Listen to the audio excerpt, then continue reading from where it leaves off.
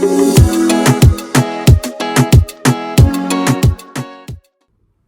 and welcome, Aquarius. Now, this is your October 2022 astrology forecast. This is for Sun, Moon, and Rising Aquarius.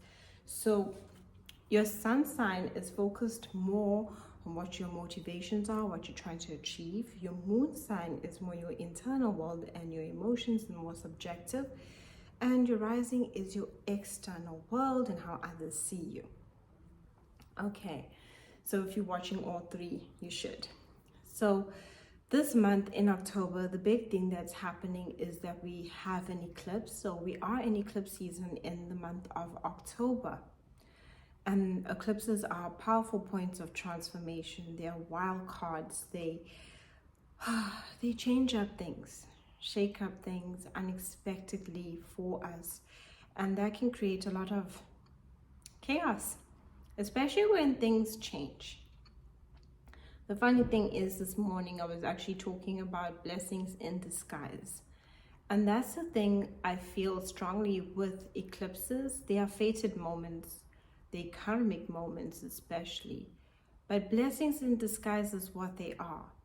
Because sometimes our worlds can shift and change, and it can be so heavily on us because it's ways that we don't expect and it doesn't seem like the right way forward.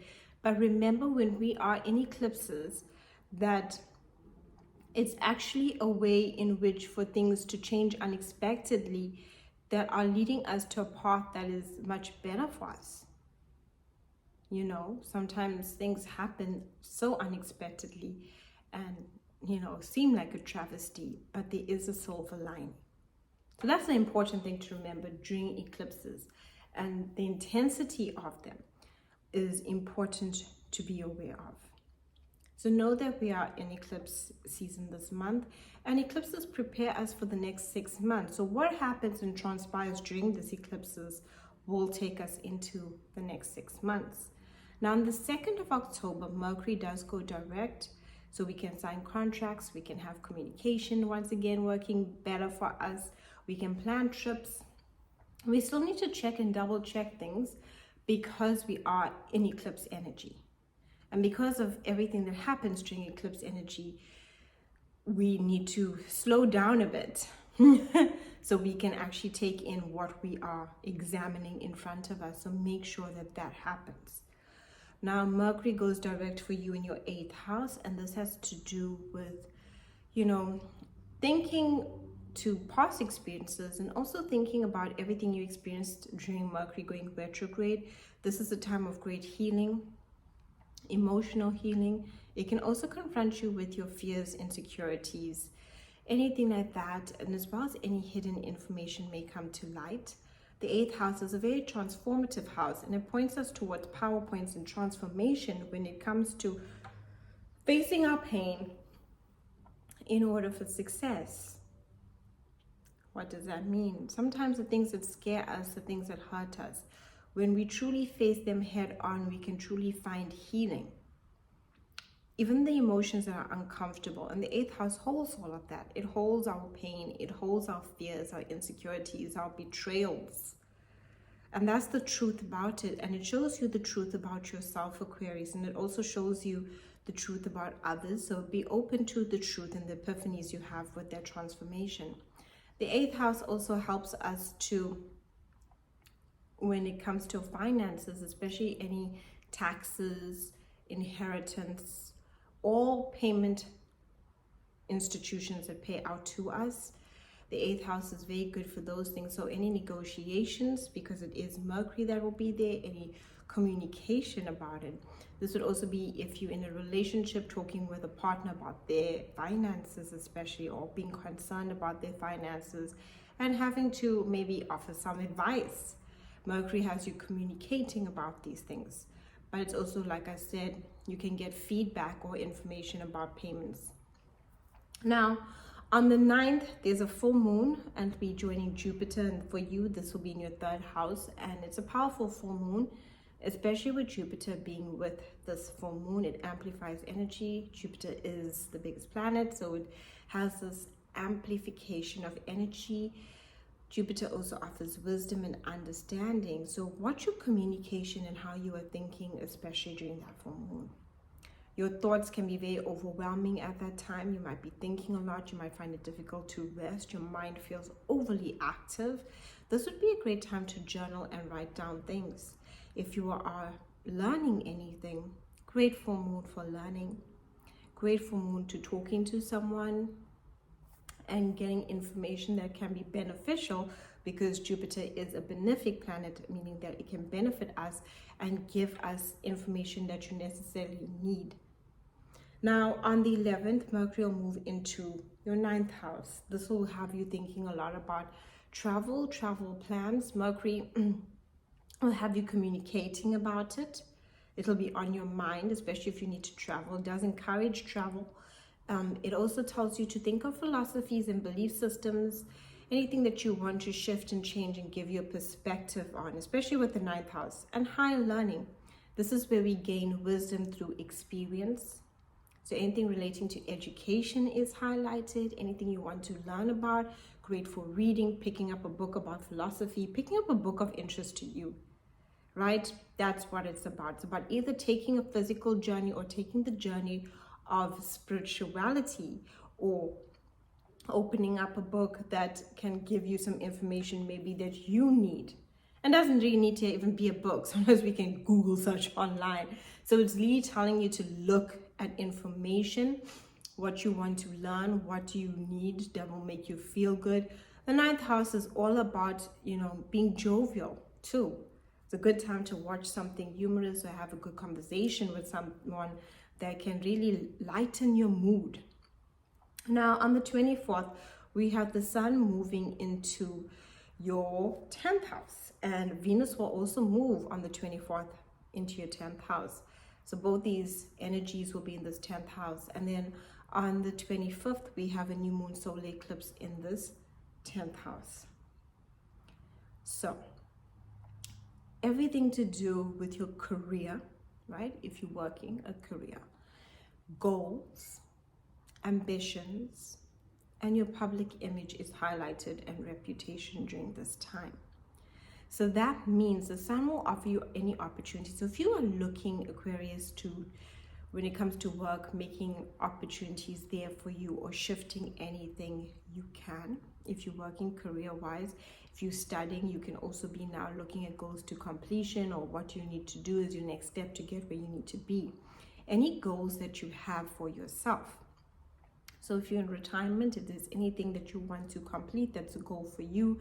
If it's health, if it's wellness, if it's mental stability, if it's working on your emotions, the goals that you set for yourself is so important. And what are those to you? That's what this new moon will even ask. What are your goals?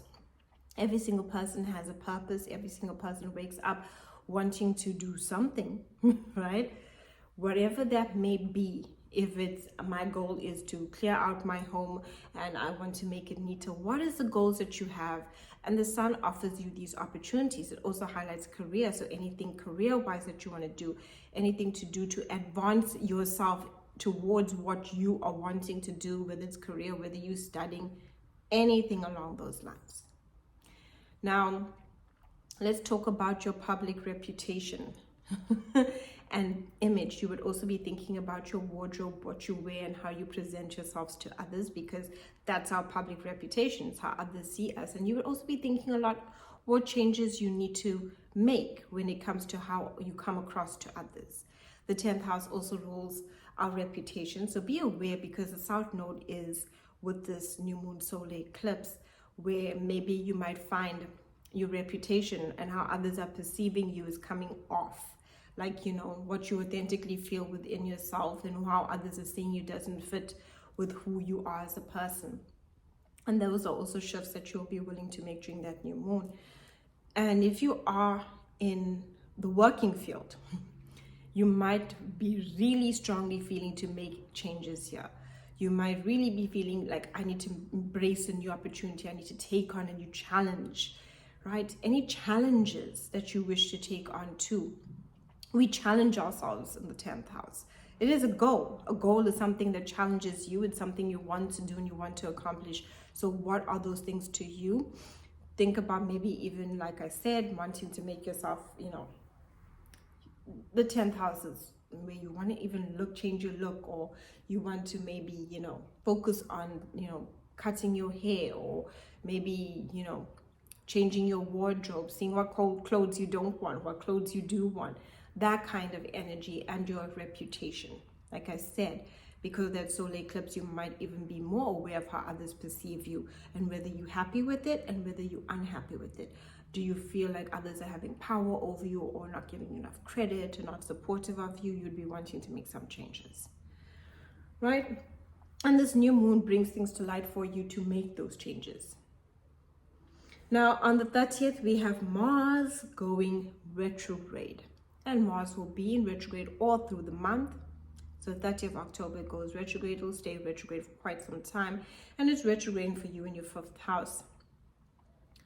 So Mars is the god of war, right? That's what it is in mythology.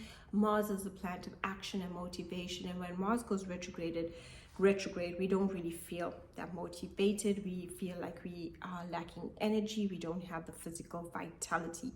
Mars gives us that push of physical vitality. So when it's retrograde, we all feel like a slump in our energy levels as whole, collectively.